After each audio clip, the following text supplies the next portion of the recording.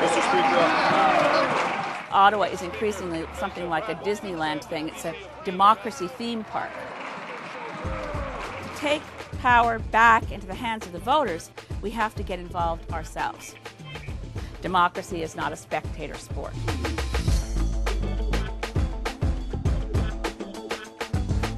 My name is Elizabeth May, and I'm the leader of the Green Party of Canada. A democracy without adequate reflection and representation of all of its citizens is a sham democracy. The mandate of equal voice and more women elected in the House of Commons is critical, because with only 22% of the Parliament being women, we rank well below the number of women found in the Parliament of Afghanistan, for instance. I mean, we think of that as a country that's hostile to women, and a lot of the culture is.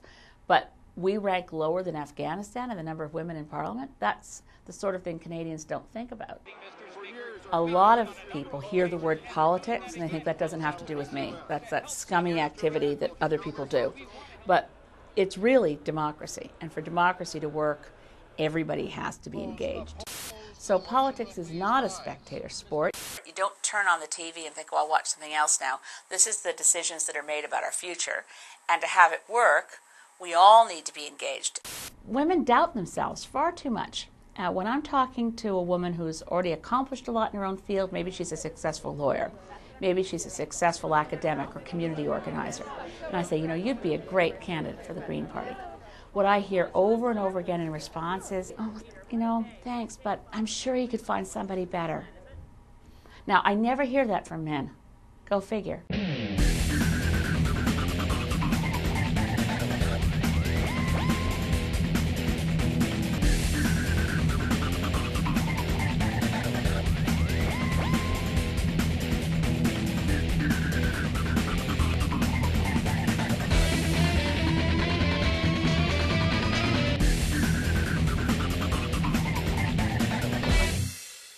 I was raised in a family where my mom was very active.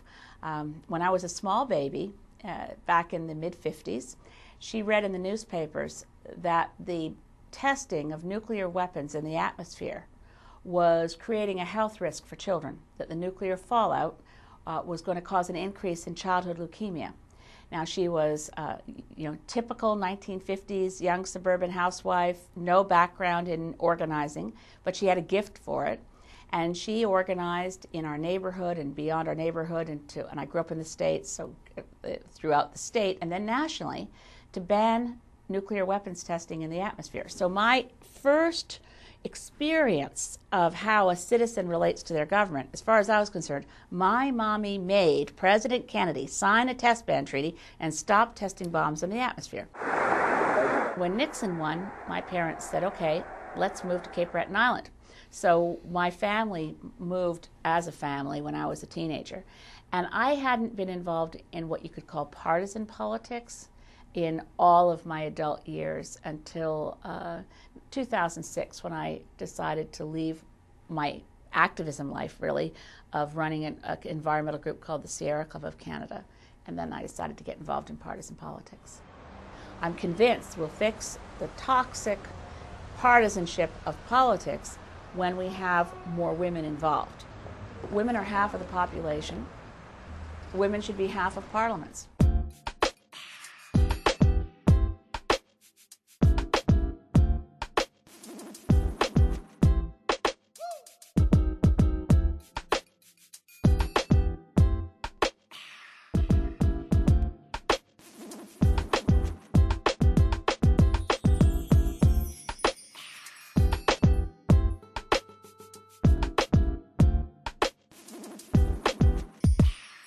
As a young person, if you don't think the Greens are where you want to go, fine, good. Go out and join the Liberal Party. Go out and join the NDP. Join the conservative campus clubs.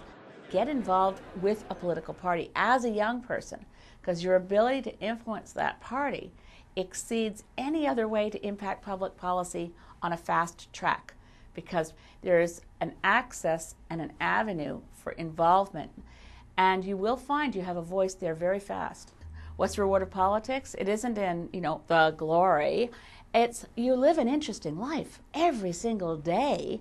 Cool stuff happens. Interesting things happen. You can't even begin to imagine how much fun it is to have an interesting life. We need to, of course, have a strategy for sustainable agriculture, which itself is integrated into some other larger global realities around energy costs. The life that has meaning has its own reward.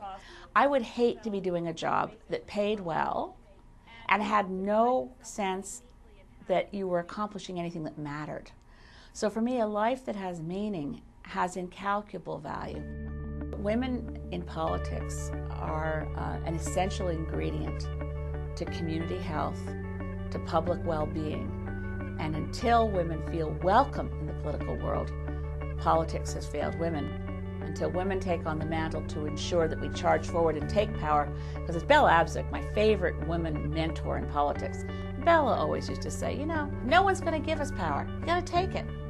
So when women take their own power, which we have, it's sitting there for us, we just have to take it, society will work better, democracy will be healthier, our kids will be better looked after, and it'll be a better world. So what are we waiting for?